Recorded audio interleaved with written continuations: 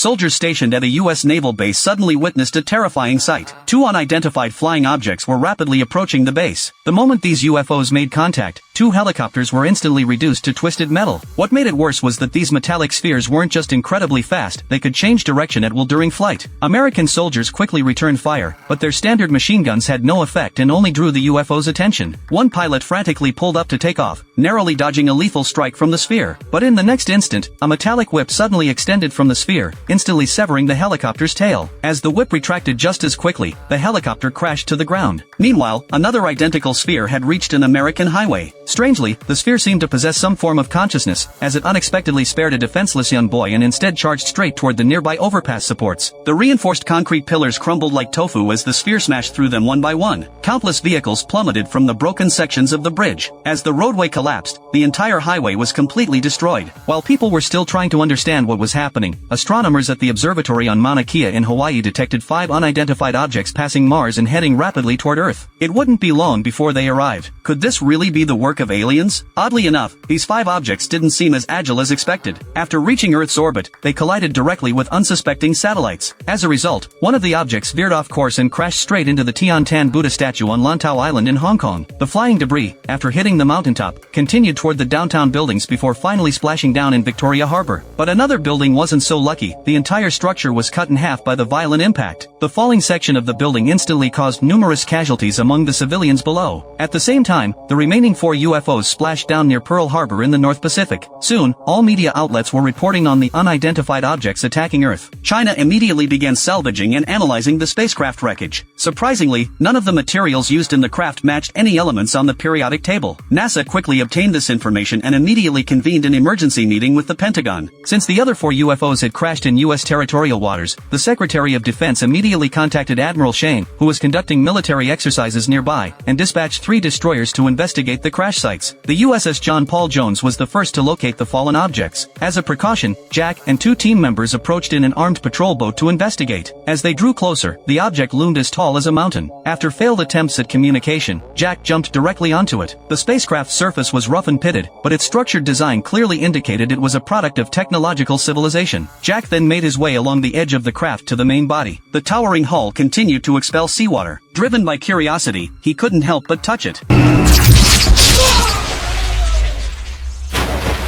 His teammates immediately jumped in to rescue him, but suddenly, platforms on both sides of the hull simultaneously emitted a mysterious electromagnetic pulse.